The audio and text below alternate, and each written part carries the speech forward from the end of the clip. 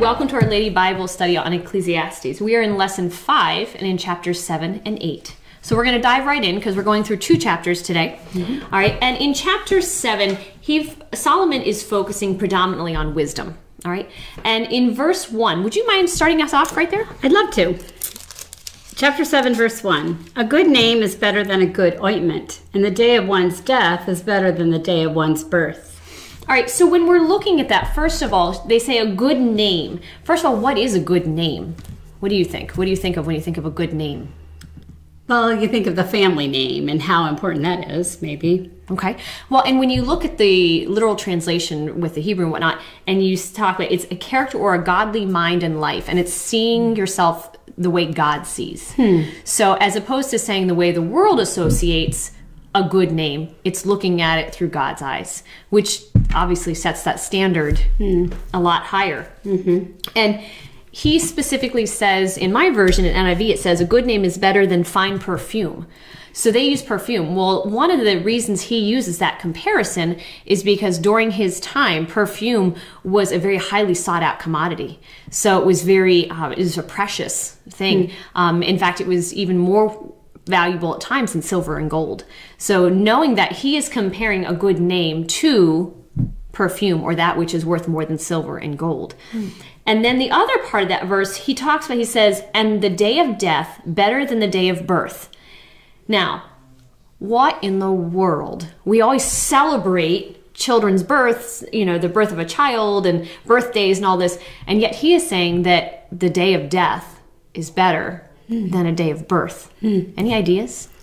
Maybe more reflective, maybe, you know, thinking of the person's life and the celebration of their life, not a celebration like a birth, but because you think more of mourning when someone dies, but maybe just because you've thought about or think about what they've done, what they've accomplished, who they are.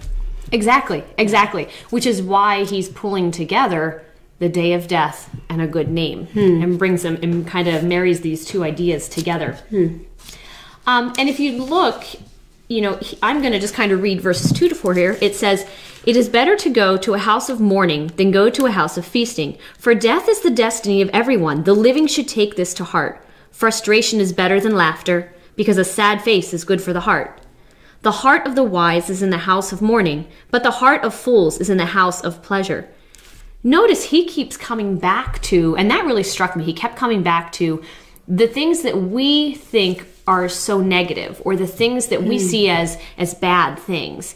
And yet he says, these are all better. You know, and if you think about it, when you're at a house of mourning, you're sitting there, as you said, thinking about that person's life.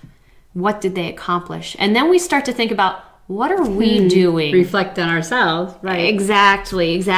So, you know, you don't sit there and think through those things when things are happy. You know, you don't think through those things when things are going well. You go, I got this. Sure. You know, and so he's saying from God's perspective, the day of death, funeral, frustration, that's a better place to be.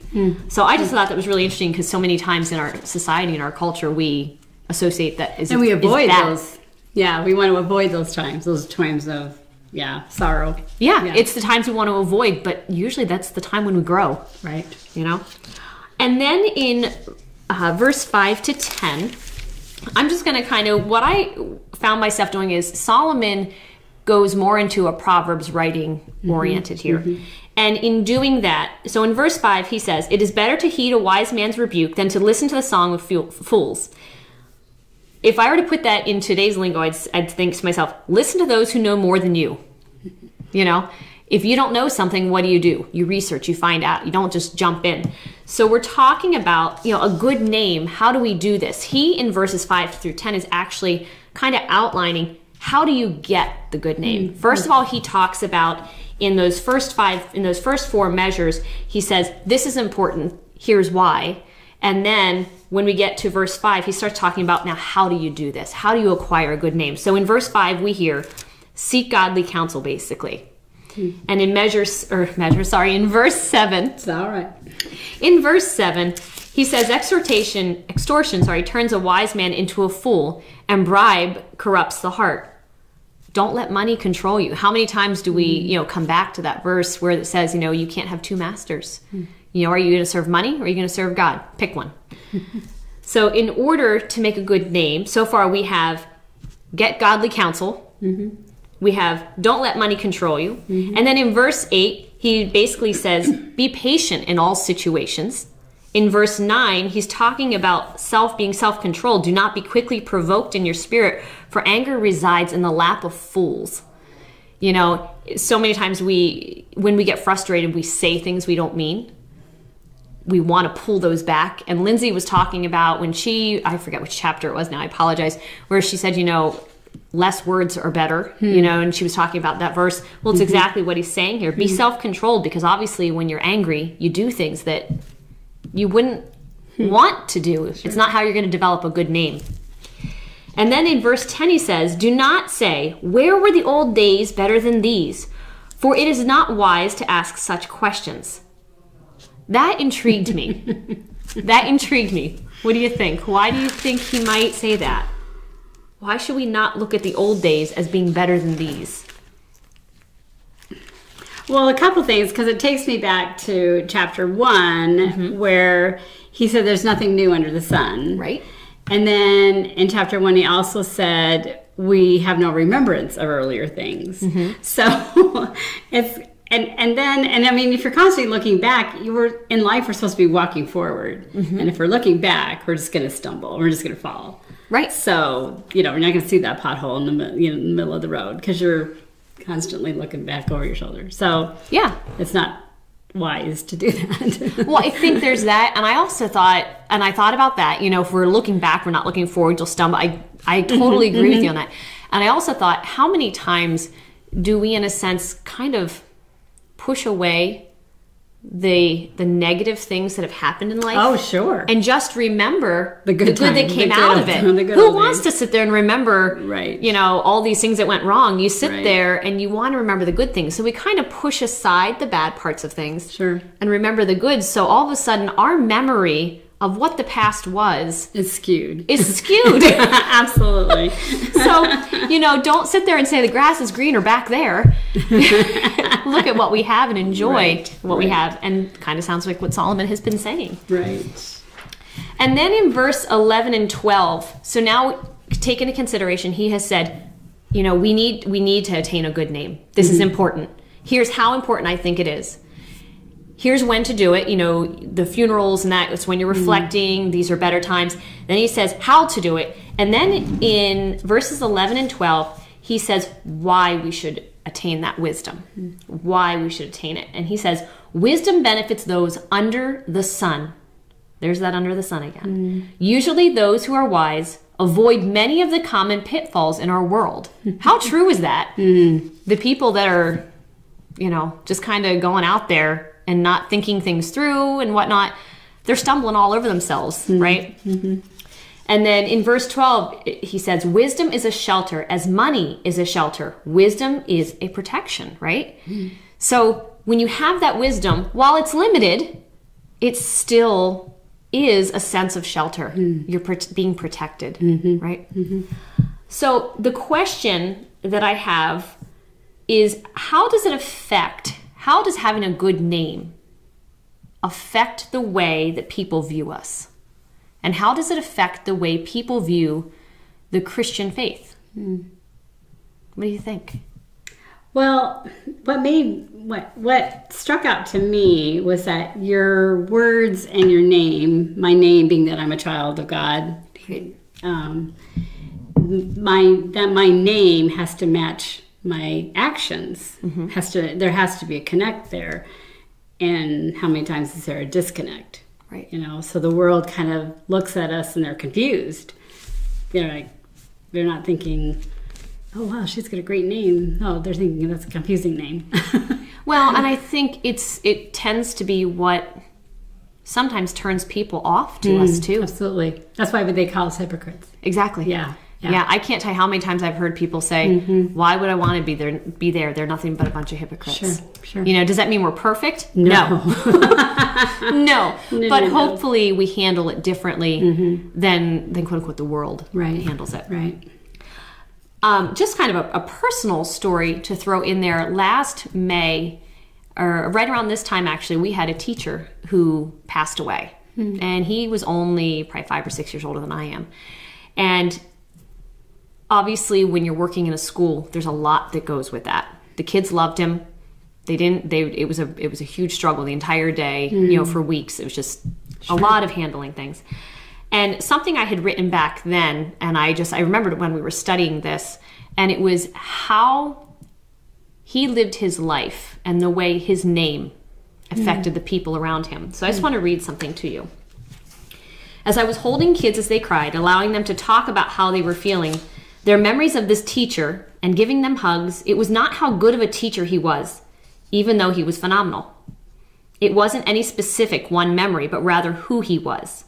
The kids kept saying things like, he said good morning to me and used my name every day. He waited to say good night to me until I had left. He helped all of us, no matter who we are. He believed in all of us, even when others didn't. He didn't show favoritism. He treated us like people, not students. He let us know we could talk to him when we were having a hard time. He never said a mean word about anyone, ever. He would do anything for anyone, even if he didn't know you. He has made me want to treat people kinder. This man developed a reputation for kindness and love, making all people feel valued and appreciated just poured out of him. He was a godly man that valued people over and above all things. I guess my question is, if something were to happen to us today, what would people say? Would our name be that where people were saying, not what they did or the job they did, but what would people be saying when you left? So just, I don't know, to me, thinking back, he was, this friend of mine, he was just somebody who really, stuck to that, and it made the biggest difference in the world to these kids. And it's just not kids, it's everybody. Sure. So now Solomon, in verse 13, he kind of shifts gears a little bit, and he starts talking about good and bad. Okay, and would you mind reading verse 13? Sure.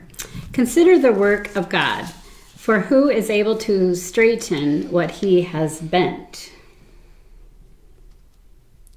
Good. Sorry, I thought that went on farther. No, that's okay. My apologies. Maybe I can read 14? Sure. Okay. In the day of prosperity, be happy. But in the day of adversity, consider, God has made the one as well as the other, so that man may not discover anything that will be after him. Yes. All right. So to me, that's pretty clear cut. Yes, there are going to be good times. And thankfully, there are those good times. But there are going to be bad times. And when we sit there, we have to remember that he made the good times, but he also allows the bad times. And why might he allow those bad times? What do you think? What we call bad times. I think it's to help us to lean on him and to find our strength in him, that we can't possibly have enough strength to do it on our own. Yeah, exactly. Yeah, that's kind of where I was at with it. If we always have things going well, when do we ever turn to him and say, sure, Lord, help me? Right. And then in Ecclesiastes 7, he starts going down kind of a different road and talking about righteousness and wickedness. And as I read through this whole section, I just kept thinking to myself, when you're laying in bed at night and you're kind of mulling things over, and then you rehash them again, and then you rehash them again. That never happens to me. No? Oh, I need to learn something from you. So he's hashing through all this stuff and rethinking it and going, okay, have I missed something? What's going on? And then he's reassuring himself and going back. So in verse 15, he says, in this meaningless life of mine, I have seen both of these, the righteous perish in their righteousness and the wicked living in their wickedness. That sounds a little familiar to chapter 3, verse 17, where he says, God's going to bring into judgment righteous and the wicked, and there'll be a time for every activity, for every deed. So, he's looking at all these things these people are going through, but he's saying, God's still going to judge them all, regardless, right? And in 8:12, he says, although a wicked man commits 100 crimes and still lives a long time, I know that it'll go better for God-fearing men who are reverent before God. So he's saying, the wicked is doing this, he may be getting away with it, and he lives a long time, but he's not getting away with it in the end. And then in 12:14, he says, "For God will bring every deed into judgment, including every hidden thing, whether it is good or evil." So he's talking about this righteousness and wicked. So you can see he's wrestling back and forth with this and trying to figure it out. And then in 16, he says, "Do not be over righteous, neither be over wise. Why destroy yourself?" Well, if you look at the translation... I love that question. Why destroy yourself? Why destroy yourself? I know, right? Why do that to yourself? So I love how if you look at the actual translation, it means to be appalled or to be astounded. So what would overwise be? How can one be overwise? What do you think? Any ideas? I don't know, too smart for your own good or something. Yeah. Well, so many times people think, I've got this figured out. And then all of a sudden something doesn't go the way they want. And they're like, wait a second. Sure. You know, it's kind of like, I use the phrase with my kids, you're getting too big for your britches, you know, tone it down, remember, kind of thing, you know? Yeah. And it's that kind of idea that if we're over wise, Yeah. that doesn't mean that everything is going to go perfect. No, right. It doesn't mean that because we are over wise, you don't have it all figured out. Right. And being over righteous is kind of the same idea. Again, we don't have it all figured out. If you look and kind of compare that to Ephesians 2:8-9, would you read that for me? Sure. I've got it right here. Let's see. "For by grace you have been saved through faith, and that not of yourselves, it is the gift of God, not as a result of works, so that no one may boast." Right. And then in Romans 3:23, remember, we have, "For all have sinned and fall short of the glory of God." Yep. Well, so he's saying, don't be over righteous, don't be over wise. Because you couldn't. You don't got it, honey. You know. Right? So what's the point? Why should we try to live so righteously? And I just kind of picked out some key verses here. And if you would read, you have Ecclesiastes 3:17 there. Sure.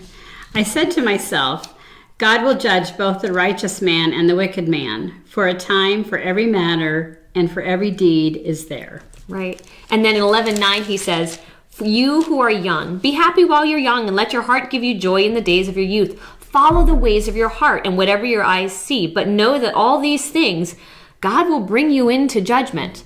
And then he reiterates that again in 2 Corinthians, or not, I'm sorry, not him, but sorry, later New Testament. It's reiterated again in 2 Corinthians 5:10 and 1 Corinthians 4:5. So we have multiple times we're saying everything's going to be brought into God's eyes. You can't hide anything. No. Nothing is able to be hidden, and the motives of the heart will come out. Regardless if you want them to or not, they will. So why should we try to live righteously even though we can't be over righteous? Well, it's all going to be judged, so I guess we better do as well as we can. Right? Right.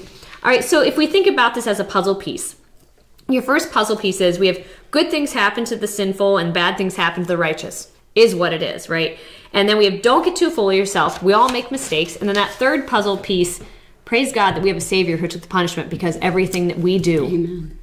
is going to be held accountable for. So when you kind of put all those pieces together, I love how he does that and just kind of melds them.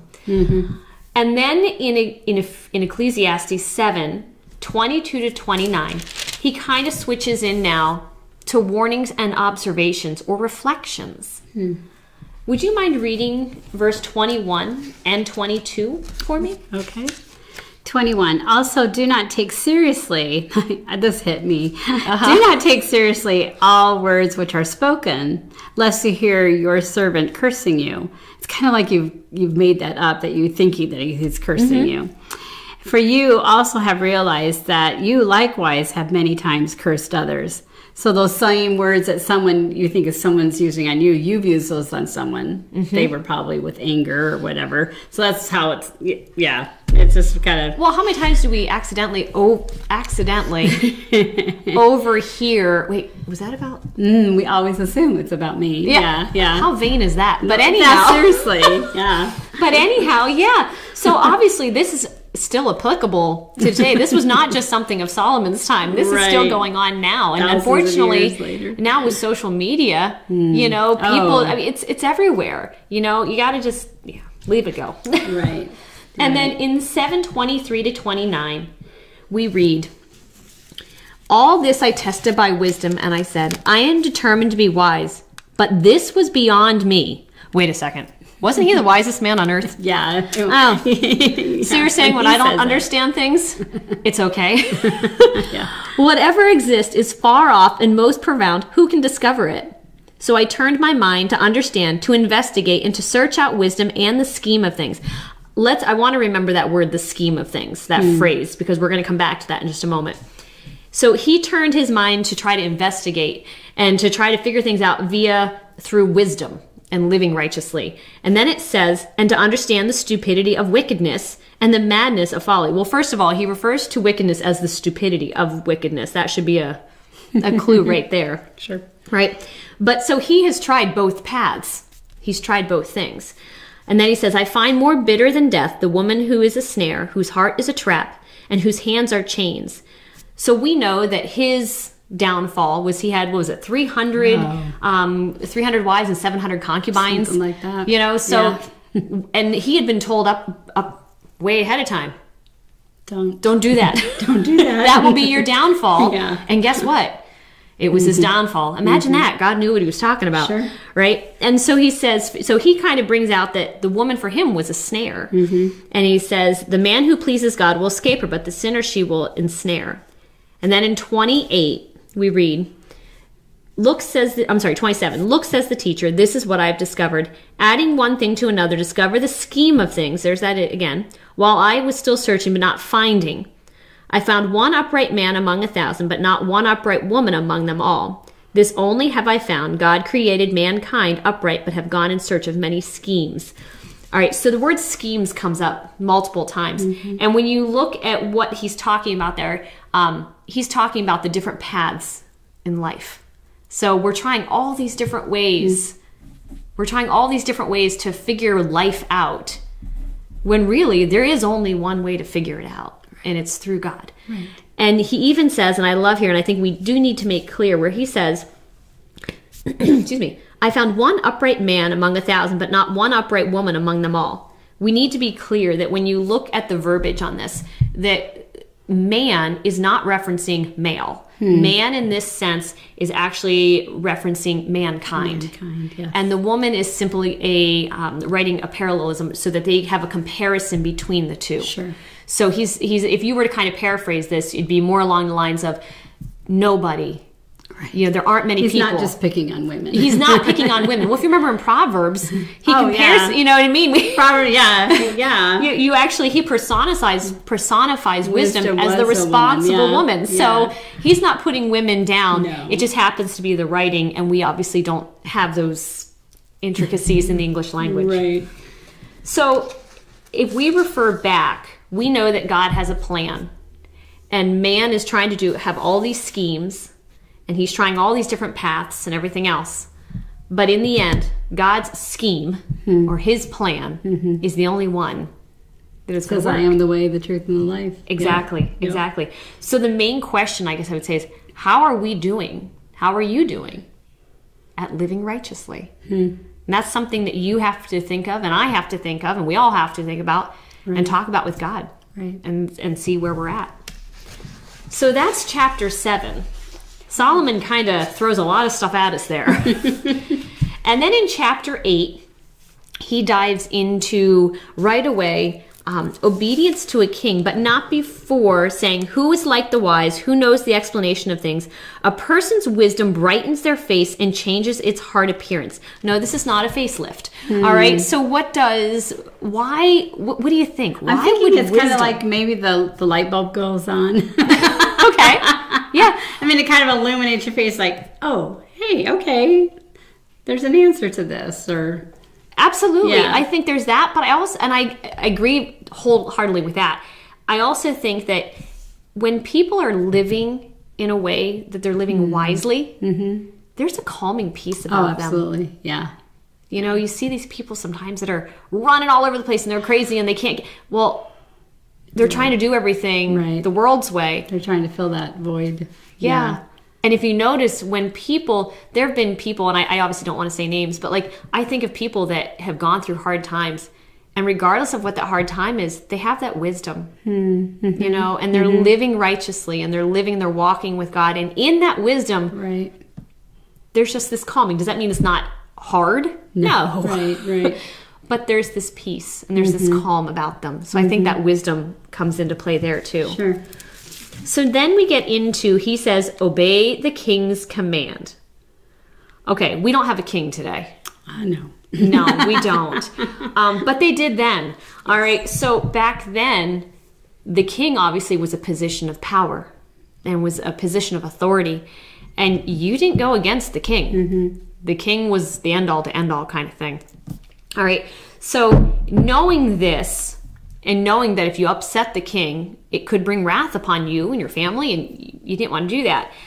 Keep that in mind as we go through the next couple of verses here. Obey the king's command, I say, because you took an oath before God. Do not be in a hurry to leave the king's presence. Do not stand up for a bad cause, for he will do whatever he pleases. Since a king's word is supreme, who can say to him, "What are you doing?" Whoever obeys his command will come to no harm, and the wise heart will know the proper time and procedure. For there is a proper time and procedure for every matter, though a person may be weighed down in misery. So let's just stop there for a second. First of all, do we have authority above us today? So what are positions of authority that we have above us? The president. President. The laws. So our government. Sure. Yep. I thought about our spouses. I don't care if your husband or Sure. wife, you are submissive or you are into them. Absolutely. Our pastors, all of these people, we have bosses at work that we have to deal with. And he specifically kind of goes through here, okay? And he, in this time, he's saying, in verse 2, he says, verse 3, do not be in a hurry to leave the king's presence. Do not stand up for a bad cause, for he will do whatever he pleases. If we all of a sudden are talking to somebody in authority, we're just like, psh, I'm not talking to you anymore. That may not go over real well. Right.